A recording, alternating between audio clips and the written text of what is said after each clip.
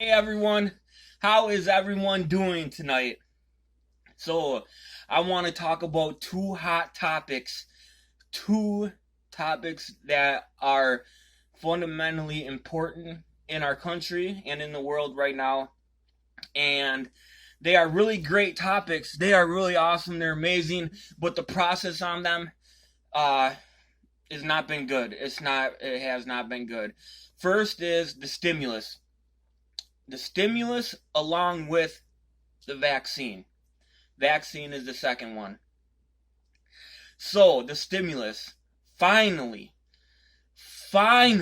after months and months of negotiations, greedy, selfish negotiations that help their own pockets, they are finally going to pass. They are finally going to agree on something. And I just find it very frustrating. I find it relieving, but I find it really frustrating. So the stimulus deal that they're talking about is a $748 two-part deal. It's a two-part bill, uh, and it's actually three bills, but the one bill is two parts. The stimulus is two parts, and they're putting it together with their government funding. They're saying, okay, we already passed government funding this year, and we weren't able to settle and agree on one stimulus. We better not do it again because that really might set some people off. If we can fund ourselves, but we can't help our American people and our businesses. So now they're finally saying, okay, we're not going to leave. We had a lot of senators and representatives pushing our lawmakers to make a deal before they leave for Christmas, and they finally are gonna. I can't believe it, but it's not what we wanted. No, I find it really intriguing though on how this all went down, because before Thanksgiving, Dems were only wanting to come down to 2.2 trillion, and the Republicans were only willing to come up to 1.7. They were still at a good $500 billion split. Yes, that's not a lot of money from where they started, but it's still a lot of money. And so now, after Thanksgiving, they come back and talk and they're negotiating. Now Dems are willing to come down from 2.2 to 748. Well, I believe that was the one half, 748, and then there's like another, yeah, because it's in total it's 908 billion. It's a 908 billion stimulus, 748 for the one half and one something for the second half. The first half is for unemployment and God, what was it? Unemployment and I believe the loans, the PPE loans, the Paycheck Protection loans, and the other one was state and local aid and liabilities, which they primarily couldn't agree on, being that they said and they thought, or they believed that the funding was going to go to most Democratic states, which ended up not even being true after this election, because some of them states became Democratic, or because which or no, how could I say that? If Republican states became, or yeah, well, that would, okay. So I was trying to say they were not agreeing to the funding for state and local aid, or yeah, because of the funding, because a lot of states were Democratic, and they were saying, oh, we're not going to bail out all poor uh these poor Democratic states that have failed by not being able to do responsible funding and not being able to handle their financial situation well enough, and this and that. And then the election happens, and now more states even became Democratic, which it just helps us. And that's overall why they are agreeing now on only 908, because 2.2 is a pretty big difference from 908. That's over $1 trillion in difference, and they weren't even willing to budge half a billion, or yeah, no, 500 billion, a half. They weren't even willing to budge a half a trillion. Now they're budging over a trillion, and so that just shows you that we have full confidence in Joe Biden and Kamala Harris, that come January 20th, when he's inaugurated, he's going to be taking action on really helping us, and we're going to be really getting some real nice support come then. And so that's why they're like, okay, well, we need help right now, so we're gonna at least get what we can, and then come 2021, we're really gonna help people, because they do not know how to help people. They do not know how to do what's fair. Now, people are gonna think, as well as I even thought, we can't we can't determine our lives and our financial responsibilities and our financial situation on the government. We cannot rely on other people. But the thing is you can't until it was affected. Our own rights were affected. We were not in control of being able to go out and make money. Businesses got shut down. Most of the economy got shut down. Most of businesses were told you cannot operate. Most people got told you cannot go to work. So when you are told that, then yes, you do have a right to depend on people that are telling you that you can't. And you got to realize they're not even using, people get the whole financial economical process or system mixed up. The government, our country's economical financial structure is set up based on us. It's based on us. They're able to bail us out because of us. Or not bail us out, they're able to help people because of us. They're able to help themselves. We're able to operate, not help us. Let's not even go there. We're able to operate as a country because of us, because of people working and being. There's so many people in our country that work nowadays. There's so many people in general. So then there's so many people that work nowadays that provides an amazing amount of money revenue, money income off of, or taxes off of the revenue.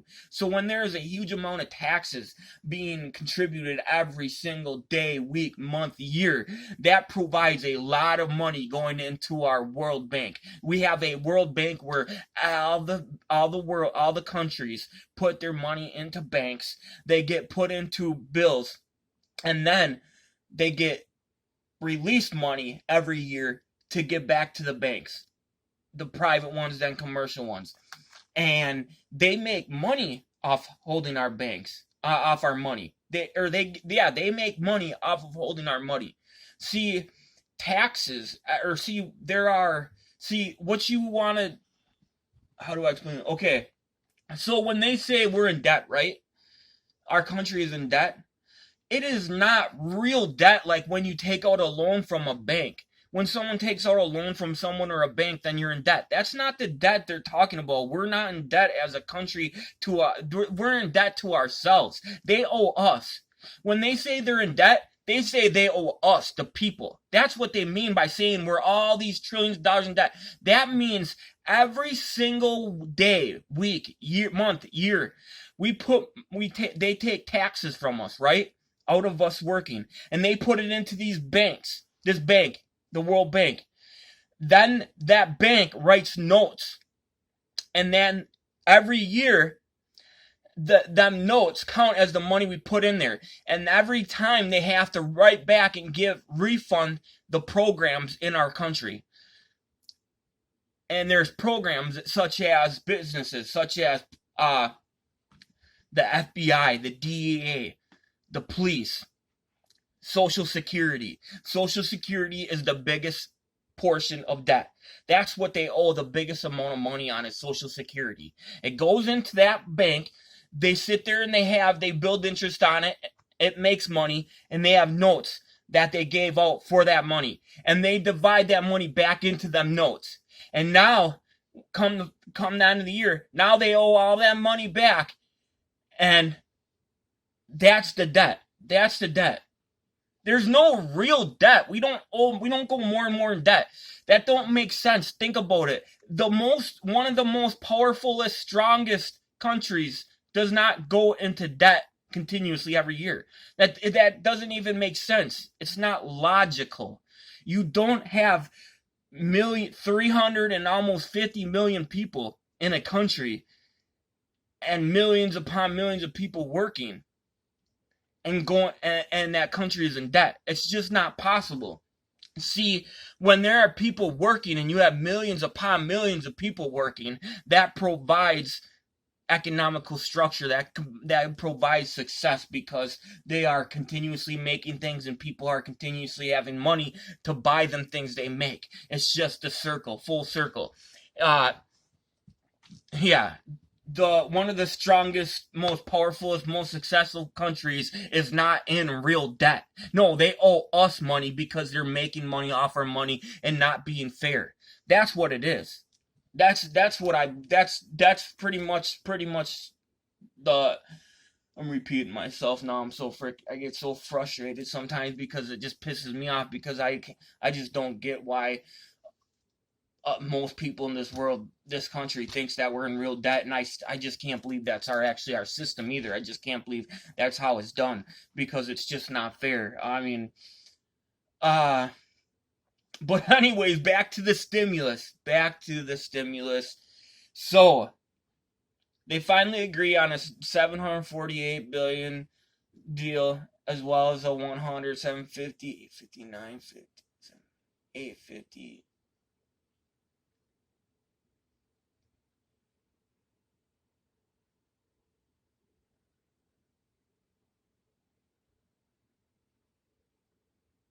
Yeah, 160. It'd be 1.6. Okay, so 748 billion for half and 160 billion for the other half.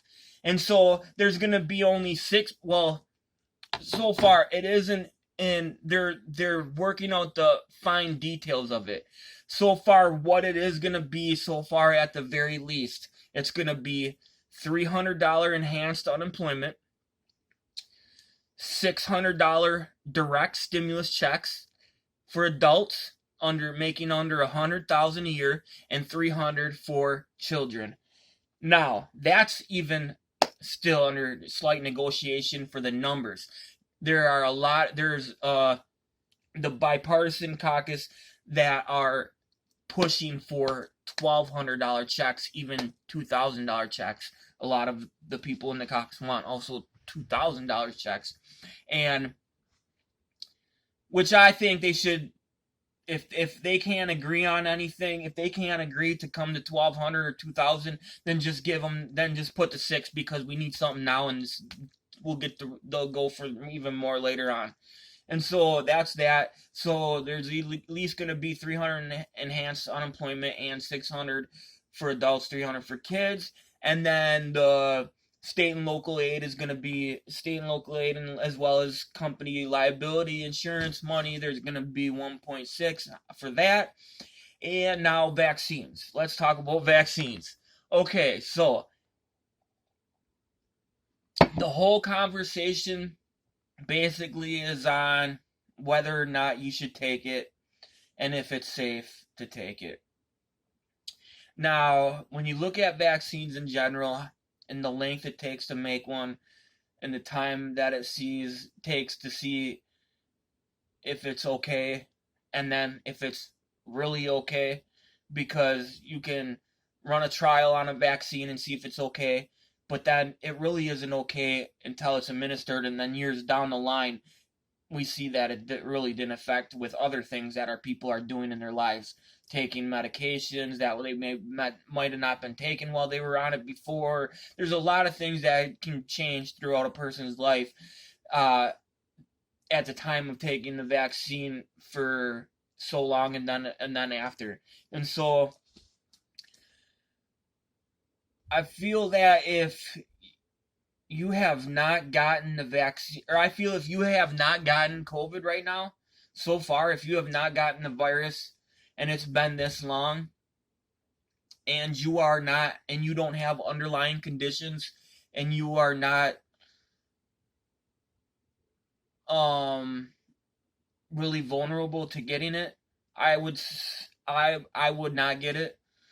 That means if you have not gotten it yet and you don't have anything wrong with you, you don't have asthma, you don't have underlying conditions, any problems with you really, and you not out working at a place where there's a lot of people without masks on, or around people, or where you have a high chance of getting it. If you're not high risk to getting it and you don't have underlying conditions and you haven't gotten it yet, then I wouldn't see why you would want to get something that that's not something that is not that secure yet, you know. And so I would definitely assess your pros and cons to it, you know, pretty much that situation. If you haven't gotten it yet, what type of underlying conditions, if any, and then your risk factor of getting it in the future. I would definitely assess your situation yourself, because everyone's life is different. So that's how I feel about it in general. Now, if you, let's mix that up, and let's say you haven't gotten it yet, and you have no underlying conditions and you're not sick, but you are high risk of getting it. Okay. Then I would say, well, obviously it's up to you. I would have to think about it. I've never thought about that long enough, but I would just suggest it. But that's a scenario of what you would want to think about, you know? How much risk are you willing to take? You know, is the risk factor greater of taking a vaccine that is new? Look at it like this. What you should do is weigh out your risks. Is your risk factor of taking that new vaccine higher than the chances of you getting it? Whatever your situation is, the risk, whatever situation you're in, whether it's at work or wherever, home life or wherever, that you put you at high risk of getting it, weigh them risks. Look at the situation, or look into the vaccine. Look into everything about it and with it, and the side effects and everything, and then look into everything with your high risk situation and everything. Write down your pros and cons, and match them up. That's what I do with the president. That's what I do with the election every year. Every time there's an election, I started doing that when Hillary ran against Trump, because I love Trump. I didn't know a whole lot about him, but I didn't know anything about Hillary besides she was Bill's wife. And all I knew about Hillary was negative, and it was the alleged Benghazi stories. And Trump, I thought would be an awesome candidate because he was in business. I had this perspective of him being a successful businessman, and he wasn't a politician. He was something new. And so then I started hearing all these things as they went on, and I started hearing all these things about Trump and all this stuff, and grab her by the, and this and that, and the business situations. And I was like, damn, who do I really vote for then? Like, is that really better? Is that something that's gonna be, something better? And then there wasn't no really proof. It wasn't definite that the Benghazi stories were even true. That didn't go through quarter yet, and that hadn't played out to where it wasn't true yet. So I didn't know whether or not what that was. So I thought I'm gonna do a pros and cons list. And so that's exactly what I did. I wrote down pros and cons on each candidate for past and future situations. So I wrote down Hillary at the top of the sheet of paper, and I put down her pros for the past situations she's been in and what she's done, and pros for her future and what she wants to do. Then I put her cons for her past cons and what's happened, and her cons in her future, what she wants that I don't like. And I did that with Trump. And when I came out of it, I was completely 110% disgusted with that guy. I would never, ever, ever vote for that guy in a million years. Never. Someone could not pay me. Well, no. Tell you the truth, with how secure and how confident I am on my career and my possibilities of making money, someone couldn't offer me $1 million to vote for him. And I put that on everything. I would never vote for that guy and what he stands for and what he's been in, and I'll tell you, the sum of it is, he's a guy that came up in a wealthy family. He went, instead of going to war, the Vietnam War, and he faked bone spurs, that he had bone spurs or whatever, he was cleared before there was a draft for the Vietnam War. They did tests for guys before they even knew there was going to be a draft or anything. There was the war started happening, and they got physicals. When you graduated high school, you got a physical to see if you were capable or whatever to fight or whatever. And so they did a physical. He was cleared. He was physically fit for war. Then some time went by. Then the draft came, and they had to go to war. They all had to do another physical, and now he couldn't. Now he had bone spurs, and he wasn't fit to go to war. Come on, Trump. That is crazy. You don't even have the balls to fight for your country. You fucking pussy. So, what does he do? He goes to work for his rich daddy, which I'm pretty sure played a huge part in him even getting that pass from that doctor. And what does he do? He fails. He runs multiple projects of his dad's real estate company into the ground. His dad says, "You cannot be working with me anymore. I cannot do this. You got to do your own thing." He goes and tries to do his own thing. He can't fund it. He says, "Can I borrow some money, Daddy? I can't do it. No, I don't know what to do. I've been trying to do this. I tried to raise money, couldn't." His dad says, "You know what? Here's $1 million. He'll even admit that he's admitted this. He got $1 million. I think it was even more than $1 million loan. He got a big loan. He took it. And what did he do? He failed some, but he was all right with some projects. He was able to maintain. And he maintained, and his daddy passed away. His dad, and so he inherited a bunch of money and his business. And you know what he did? He went and he bought other successful businesses that were already successful, but were like outdated, needed remodeling, like a new look, or was outdated with the paint and the layout of the inside, the interior and ulterior. So what he did is he bought these businesses, these resorts, casinos, whichever type of real estate businesses that he bought, and he bought them. They were doing good, and he invested into them and gave them an upgrade. He remodeled them, and then most of them went bankrupt because he put so much money in to he wanted to make them all fancy. So he could not even keep successful businesses going. Now that's generally his business, or no, I'll finish his whole business situation pretty much in general terms. Then after doing that, he had some successful ones. His grandpa mainly is who started the real estate company. His grandpa did. And that's how his dad was able to be successful, because his grandpa was really the one that built it up and took off with it. And so his dad and his grandpa were successful and built that name up, and he did all right with it. Failed a decent amount, but the name was big for so many years already. So when he was failing and bankrupting them businesses, what he was doing over in New York, in his state that he was licensing his name.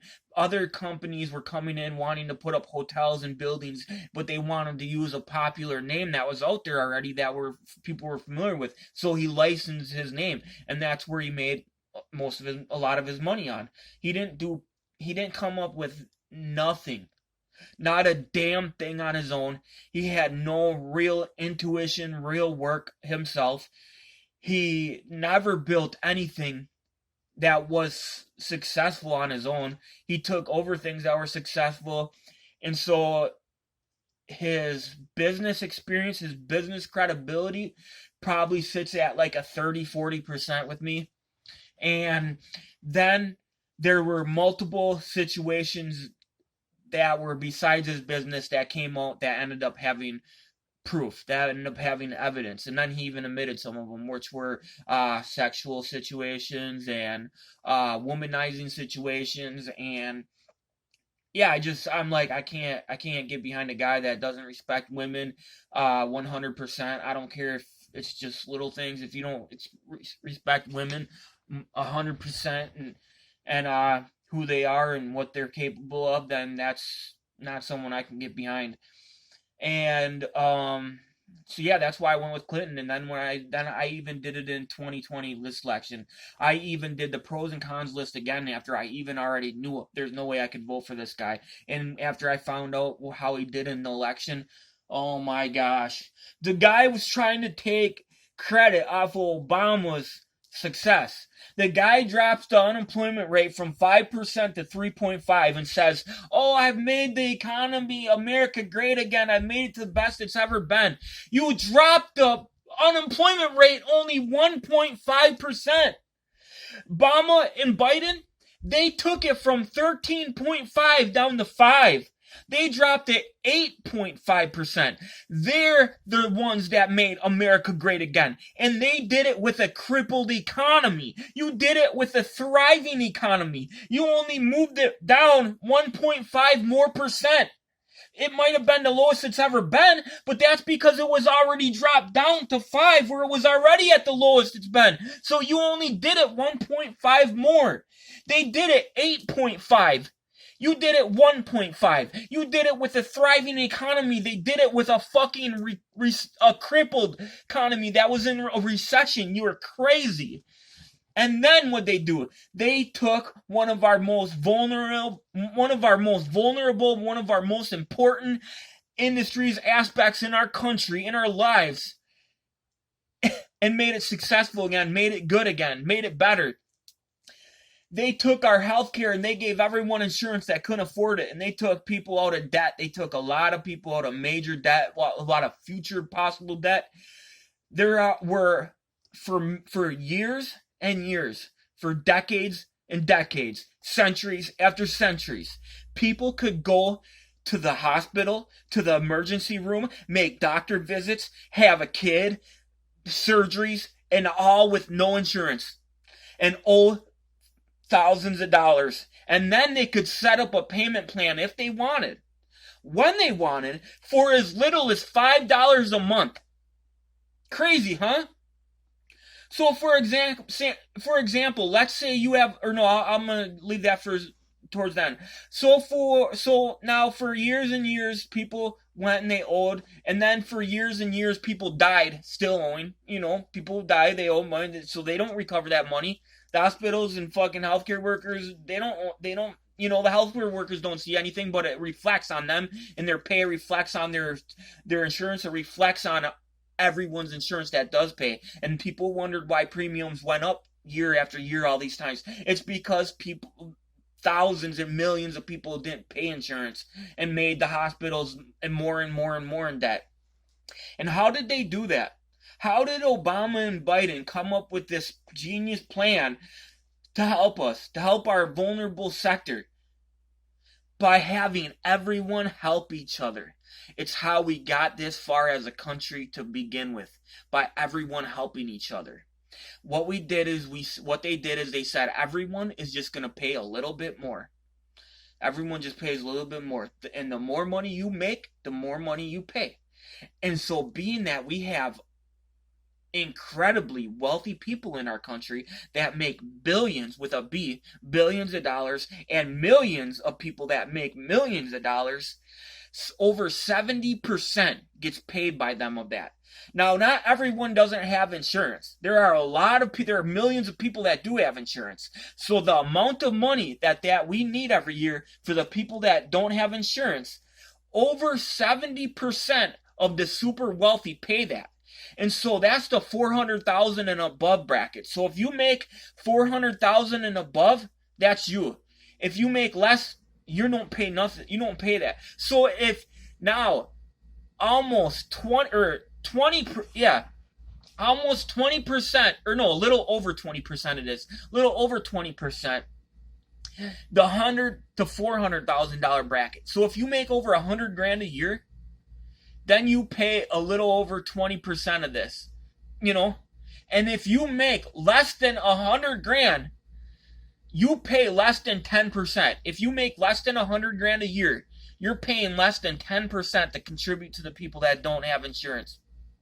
So that way they don't go thousands of dollars in debt, so our hospitals they don't raise everyone that does have insurance premiums and co-pays and everything else. So guess how much that you contribute when you make 50 to 100, under 50 grand. Less than 3%. You pay like 1 or 2% of that. 1 or 2% if you make less than 50 grand a year. If you make less than 4,000 or 5,000 a month, If you make less than $4,000 or $5,000 a month, you pay fucking change to that. So that you pay probably, I think they said it was like you pay a good total every year. You pay like 5% of what you would have paid more on your fucking for the premium the next year that it would have went up. You pay about 5% of that premium increase. You pay 5% of a premium increase. And people were complaining that they did that. Now let me give you a prime example to put you right into the situation. Put that situation on you. Let's say you have a business, right? And now for years and years and decades and centuries, people came into your business, and if they didn't have money for something that they needed, they got it anyways. And then they said, well, I'm going to set up a payment plan this month, and if I don't pay it next month or whatever, that's okay. That nothing happens. None happens. I'll pay $5 if I want, or I'll set it up and I'll pay it if I want, when I want. They could set up a payment plan when they want and pay as little as $5 a month, but they could still continuously come into your business and get what they needed if they didn't have the money. And they could even probably have money and still come in there and say they didn't have money at the time, at least for that. They might have money for something else, but they didn't want to have it for that, you know? So, just like, for example, people have iPhones and this and that, $1,000, $800 iPhones and fucking all these fucking $100 jeans and all this fancy dancy shit, but they didn't have fucking, they're on food share, they're on EBT, but they had $800 for a phone and they had this and that, and they didn't have money for their doctor bill, their dentist bill. Yeah, that's the example. People come into your business. Let's say you have a business and people came in there for years and years and years, centuries and centuries, and got what they needed and then didn't pay you if they didn't have it, if they didn't want to have it, and they could pay as little as $5 a month. And then all of a sudden, Obama and Biden come along and they say, what? Oh, hell no. And it stopped right there. And no more did people come in and get what they needed without paying. No more. See how you would feel. See how you would feel. Exactly. They did two incredible things. They recovered the economy and they provided health insurance and stopped a lot of debt. That's what they did. That's what Biden helped do. That's what he did in his fucking 47 years. He did more in his 8 years as a vice president than Trump has did in his whole fucking career. That's why Trump likes to go at him about that, because he knows that if that comes, I need to go at him on that, because fuck, if it comes out the other way, then I'm fucked. So I better go at him about that shit. I better go at him about that, because if he tries to come at me about that shit, it's a wrap.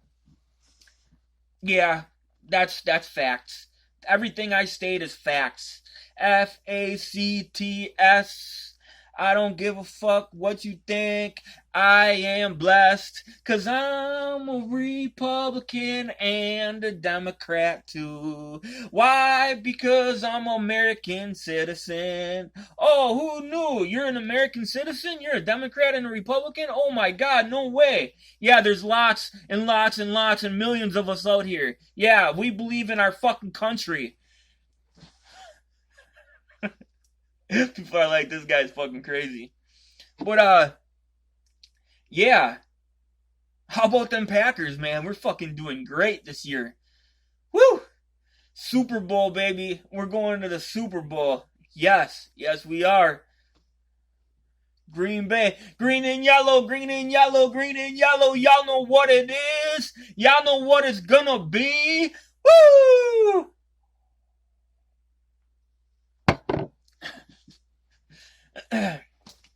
Alright, so anyways, on a real note,